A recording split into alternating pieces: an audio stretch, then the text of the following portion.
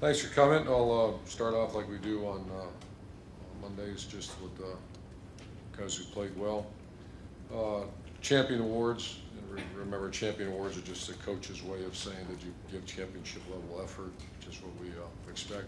JT played very well, 5 touchdown passes. The 5 receivers played very well. KJ Hill, Terry McLaurin, Johnny Dixon, Ben Victor, and Austin Mack. So there's a lot of momentum in that room. And we take great pride, whether we are or not, of opinion, but we expect to be the best blocking wide receivers in America, and there's a group right there that go really hard downfield for each other and for other skilled guys with the ball. Antonio Williams graded out a champion, which is good to see him do that. Offense line, you had 3 of them, Jamarco Jones, Billy Price, and Michael Jordan. Tight ends, you had 2, Marcus Ball and Luke Farrell. I think that's his first time. And player of the game was Isaiah Prince. He had his best week of practice and played very well. On defense, Jalen Holmes, Tyquan Lewis, Sam Hubbard. In the defensive line, Jerome Baker as a backer, and Denzel Ward, Damon Arnett, and Jordan Fuller in the back end of our defense. We had co-players of the game on defense, Nick Bosa and Draymond Jones. And special forces, our kickoff team was outstanding. Special teams, punt team was outstanding, and kickoff returns. So we're starting to get a little bit off. Still haven't had opportunity of punt returns like we'd expect. We had a penalty, had a decent return, but it's nowhere near where we need to be yet. I just haven't had many opportunities. We call it Thursday races winner, which is an in-house way of saying just great effort. You know, we have all those GPS things on players so we know how fast they're going, how hard they're going. And that was freshman Pete Werner. The player of the game was Elijah Goins. He was outstanding, 23 production points, and he had 3 tackles inside the 20. Elijah Goins, outstanding effort. And then other special efforts were Paris Campbell, 82-yard kickoff return, Elijah Goins, Malik Harrison, tackle inside the 20, Isaiah Pryor, tackle inside the 20, Jerry Drake, tackle inside the 20, 11-yard line actually, and we punt down to punt on the 8-yard line. So very good execution and kicking. With that said, I'll answer questions for you. Front row middle, Dave. Coach, after you reviewed the film, how do you feel like Dwayne Haskins played? I know he had the pick 6, but overall, how do you feel like he played? Good. He's he's a little bit I don't want to say reckless with the ball, but he's still very aggressive. We don't want to take that away from him, but you play within the confines of plan to win. And he did not on that one play, but it's typical. You want to get those guys in the game early in the season, and let that happen and work through it, coach through it. And Mike Gill's been out the first 4 weeks with the suspension. Is it safe to say he's only going to miss 2 more weeks? I've just been saying 1 week at a time, so he won't play this week. Okay, but there's no maximum that he could miss, 6 games. Next week. Okay. Still to be determined. Far right, Clay. Do you remember the day or the practice or when somebody said to you, this C.J. Saunders kid can play, that he began to distinguish himself? I don't remember the day. I just remember he's a very good player. He's just not big enough to play. If he gets stronger, and you can't, and But he is playing. He's not playing when it counts. And he has the ability to. He's just not. We've had that happen here with Dontre. You just can't. What do you do with him? Say, by the way, you don't have to really just fall down on this play, because we are going to be a balanced team. But we're working on him because he's got the skill set. He's got the mindset. He comes from a coach's family. He's a tough guy. Just got to get stronger. So he's lifting, eating, all of the above? All the above. And how do you transform a guy like that? It just takes time. It takes time. And did you give Chris Ash any advice when he left here regarding, you say it's going to be a tough road to hoe, or just? Well, I got myself in trouble the other day because I didn't mean it to become public when I said, no disrespect, and just be very complimentary to the guys before you. Go as hard as you can, and a job like that is a good job because you got a recruiting base, and it is a good job. Now you got to make it a good job, and they're much better. That's the most improved defense that I've seen in the country this year. I mean, from last year to this year, they're really they changed some things how they do business, and I just got done watching 4 hours of them on film, and their offense, I haven't watched them yet, but defensively, They had Washington, I would think, held to 10 points in the middle of the fourth quarter. Yeah. Much improved on defense. And that you can see Chris Ash's fundamentals on it, and then also scheme. Front row right, Bill. I asked you after the game about the pass defense, and specifically the pass interference issues. When you watched it on tape, I know you're an offensive coach, but what is your philosophy in terms of how you teach that? Do you teach them to look for the ball? Are they doing something they should not be doing with the interference? Yes, they are. I think Shiano's a good one to, because I don't want to act like I'm expert at that. I have my opinions and we share them, and PIs are. That's one of the kickoff return, the front line of kickoff return. We have to turn and retreat and block people. The transition of pass rush from run to sacking a quarterback, and bump and run coverage are the three hardest skill sets in my mind that you teach. How do you react to the, do you take your eyes off, find the ball? Do you, so I think that's a great question for Coach Shiano. We have conversations about it. And when you get a PI, it's not, they didn't do it right. Could you give an injury update on Mike Weber, Chris Worley, PB Weber's Landers? cleared, and he will play. Who's? Weber. Okay. Joe Burrows is cleared, but last week I wasn't going to put him in harm's way. That was not a. And Joe's such a tough guy. He thought he was ready after 7 days. It's a broken bone, so that's why he went in later. Worley's ready to go. I'm told he's going to be probable, and BB Landers is probable. Front row I left. will announce that the Malik Barrow hurt his knee, Yeah. so he's out. Out for the year. ACL. ACL. He has other knees, so it's just a tough of prayers with him and his face. He's such a good kid. So. Front row left, Bill. Urban, two of the balls that JT threw for touchdowns, the jump ball to Victor and then the one in the corner to Terry, seemed like very well-placed kind of red zone throws. Where are you, I guess, in your evaluation of throwing the ball when you get into the red zone? Are you? You can see we're working on it very hard. Obviously, the game changes a lot down there, and we haven't been good the last couple of years, so we're working our tails off at that. And having big guys like Austin Mack and Ben Victor, because a lot of those are two balls. Two balls mean it's a little bit of arc on it because you have to throw it. No one moves, because everybody's within that confined area. So how comfortable am I? Better than we have, but not where we need to be. And then I think it was 2013. You guys were best in the country at scoring touchdowns in the red zone. Was that just like, you had Braxton, obviously, was just like Braxton creating stuff, or what were you doing then? Different was the tempo. That was Tom Herman was obviously very instrumental in that. We went, I've always been the guy that you bring in two tights, and this was simply go as fast as you can and snap the ball. And you remember back then, and a lot of it was Braxton because he's so elite with the ball in his hand. Far right, Austin. Remember last year there were so many conversations about the number of touches that maybe you wanted or could get to Curtis Samuel. Is it possible that Paris can get into that same category now? Sure. With what he's doing? Yeah, that's conversation's already started. What's a good number? I feel like we asked that for Curtis. I mean, you have so many other guys to get involved, but what would you like to see now with what Paris? I'm not there yet with Paris. He's kind of kickoff return, and do you put him on punt return? Do you, he's dynamic. So we're always in that 10 to 15 when you have elite guys that you want to touch the ball. Was that conversation really kick-started? If you looked at the Oklahoma game, you saw just 3 times for him. Did that stick out in your mind? Did you notice that at the time? I noticed it. Front row left, Doug. Ruben, you talked about Isaiah having his really good week last week. What's that do for an offense when your right tackle, that was an issue last year? If he's playing well and he's getting that right, what does that do for your offense? We are an offense live-driven program. We won our first season here. We went 12-0 because of Braxton on the offensive line, and pretty salty, pretty good defense. Not a great defense, but I think any coach would stand in front of you and say, if your offensive line becomes the best in the conference, you're probably going to win the conference. And last year we were not, and we did not. So that means that we should be in the hunt if we continue to grow as an offensive line, and Isaiah is a big part of that. What do you think of the direction overall of that group right now? Very good.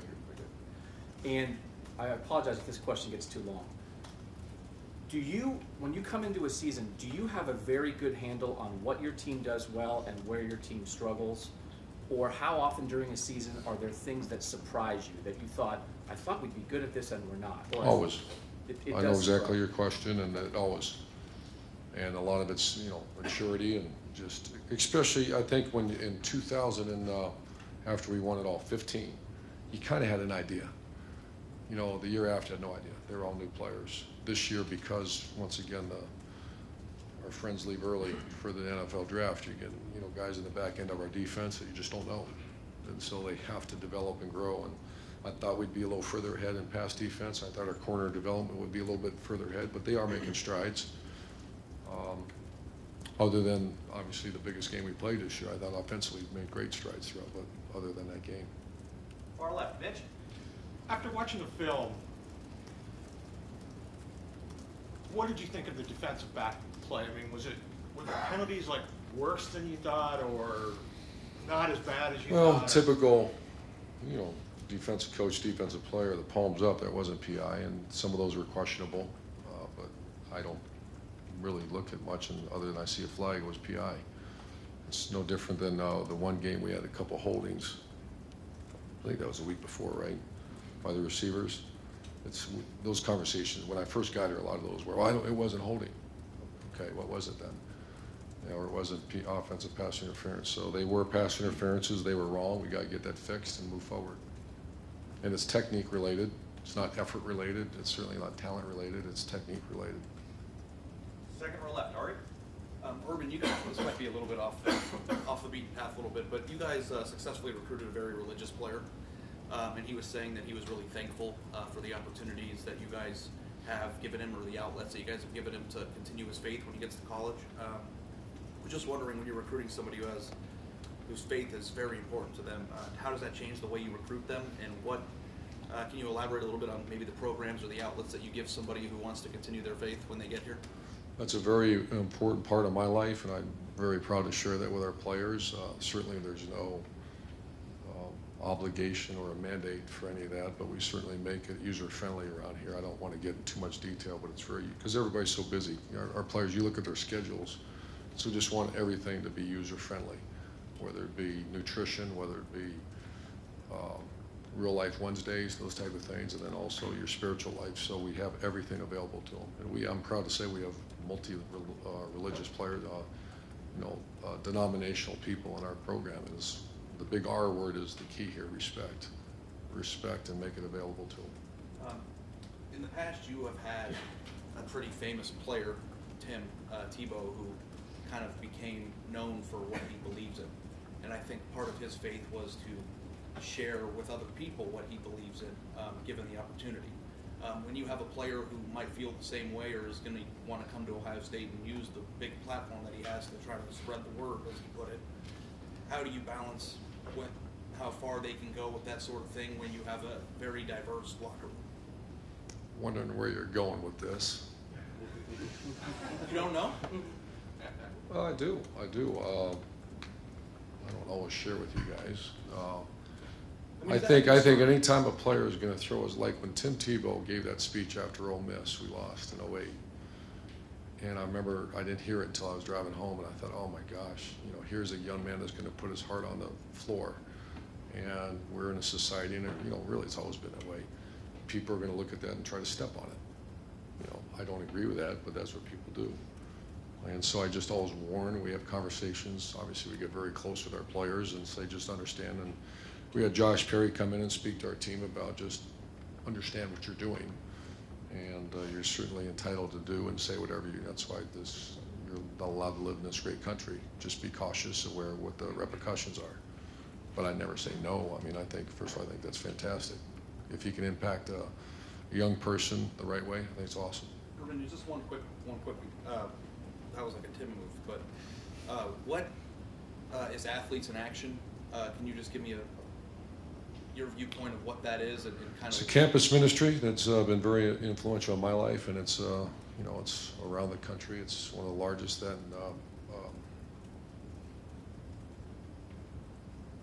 Fellowship of Christian Athletes, or just campus ministries that make themselves available for players or student athletes. How's it been big on your life? Oh, down in Florida, I get very close and very involved. I support them. We have fundraisers at my house. I love the people involved, and I think they do a phenomenal job. Far left, Lori. George, ever since that Virginia Tech game, you stressed the importance of being ready for anything. I'm wondering if you ever get in a point in the season when you have enough film on your opponents where you feel comfortable enough to start drilling down more specifically on what you need to be ready for that week. We're getting to that point. Usually it's mid-season. And you always look at who they played before you. If they play overmatched opponents, you just kind of throw that film away, other than personnel evaluation. But you're reaching that point now where, you know, you're starting to get the Big Ten Conference and everybody's playing a little more difficult preseason games. So, you know, you start getting to 5 or 6, you don't even really look much back at the past. Or you don't block ghosts. But early in the season, you spend a lot of wasted time because you're not sure what they're going to do, especially against us. Since you alluded to it earlier, do you mind me asking if you've spoken to Tom Cummins since that article came out on CBS? Texted with him. Far left, Matt. And there was zero intent. That was not what that was. I know. Typical. That's why I don't do interviews. In case you're wondering. Rest of the season is Big Ten football.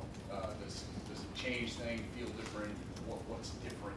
It was interesting to see that in the locker room after the game. I said, now it's time for conference play, and the players got excited, and that's why you go to work to try to get your ring. So, yeah. And also, a little off the beat path, but with what happened, you talked to us about talking to the team about social issues and what happened with the NFL yesterday, the anthem, and what the president said. It can be a divisive issue in a locker room. How do you, when something like that comes up and you say you talk to the team about social issues, how do you make sure it's not divisive? What's your message, I guess, to your team who come from all different places and have different feelings about it? It's been pretty consistent. It's been very consistent since we've been here, and it's the R word, the respect. You know, respect all. And I personally have very strong beliefs and thoughts about things like that, and I share them with my friends, and obviously very close with my family about our thoughts. I have with some of our players. We have not. I didn't even realize it all happened until today because we're so busy on a Sunday. But you know, I visited with a few players, and I always listen to the pulse of the team. And I have, you know, Ryan Stampers of the world that are part of my staff, and I just listen. And if it needs to be addressed, I will. I haven't made that decision yet because I had no idea anything happened until today. But everything I'm hearing from our players, we're playing Rutgers and go as hard as you can. And final 2 questions. Back row, Jared. Hey, Urban. This is another example where you're playing against a team coached by a former assistant. And I just wonder, when you have an assistant here working for you, whether it's been here or Ford or anywhere else, is there something unique in that person that you can identify and say that Sure. person's going to be a head coach? Can you explain what the dynamic is that person has? Sure. I think big picture. I think you know, if he lives in a little tunnel world, sometimes those are your best assistant coaches, but they're not meant to be a head coach if they're big picture people. And I think especially in college, the recruiting aspect, they can't be good. They have to be your best recruiter on your staff, or they're going to fail. And so big picture and a great recruiter, and then there's other things, but those are the 2. I mean, and I usually can tell right away. When Chris Ash was here, for example, what was it you saw in him when you hired him, and then when he was ready to leave, that made you think that guy, he's got it? The 2 things I mentioned. Exactly. And yeah, I knew Chris was going to be, you know, he's one of the best we've had, and obviously did a great job. Well, we went from most missed tackles in college football to the fewest. Was 14 his first year? Yeah. So he did okay. I'd give him a good solid A-. No, he was an impact coach for us, and you could tell right away. I think Chris is a great coach. And final set of questions. Front row, right, Tim. Urban, is there such thing as a kicker? I mean, do you pay attention to literally the thump of the ball when the guy's foot's hitting it, and do you hear that now with Sean Nurnberger again? I mean, what is different about him compared to like a couple of years ago? Well, maturity and shape, a grown man. He was a little boy when he first got here and acted like a little boy and didn't prepare like a grown man. So he's a grown man now. He's actually coaching our freshman kickoff guy who did much better Saturday other than the one. So I really, you know, I think his family and obviously this program has done wonders for him because he's a grown man. He's really handled. He's hitting it now. That's in practice. He had a 57-yarder the other day, and he's hitting it. do you get the sense Paris Campbell is close to a kickoff return? I mean, to the house. 7 yards or something, Yeah. But I mean, Poor Coach Combs. what is he showing you though when you watch the video? What is he? What is coming across? Obviously, he's getting Dynamic. blocked. Yeah, and it's, if you're done that in special teams forever, if you get a real guy back there, you block harder. If it's just human nature. If you get a guy that can't do it, then why am I doing this? Because there's not one player in this program that came here to be a right guard on kickoff return. But the culture of the program and that knowing that cat's back there, you better block hard because this might come out. I think he's leading the country right now. Todd, last thing, C.J. Saunders. I mean, we've been hearing about him getting open, making plays in practice, all this kind of stuff. Is there such a thing as a guy having a knack Sure. for getting open? And number two, can some of your receivers take some learning points? I guess They from have. him? He's very well respected on this team. KJ Hill has that. KJ's a guy that can understand spacing of the defense, and maybe not the fastest guy in the world, but he usually gets open. And CJ, I think he's got 2 years left after this. He has the ability to play here if he gets stronger. Do you have a target weight for him? I mean, what is the Big. yeah, big, Bigger. Yeah. Okay, I'm sorry, Coach, one last. Steve, Coach, back row middle. something just came out about another Big Ten head coach just made a comment that it is a league-wide problem about standard of care for the visiting team going in at these other home venues. Says that their reception was not good and that the locker room Here? No, not Ohio State. That it's a league-wide problem. You've been all around the league at this point. Have you encountered many difficulties, either the reception you've had, the cleanliness of the locker room? Couple. But do you view it as an issue that the commissioner should Yes. take up? And there I've should be shared that with our standards across the athletic board? director, and the commissioner should handle that. This is not, all due respect, this Big Ten conference, so. Yeah. Should The be days of treating that's Should be happened. the best of the best? Absolutely. And that's the commissioner, in my very strong opinion, that should not be allowed. Okay. Thanks. Thank you, Coach.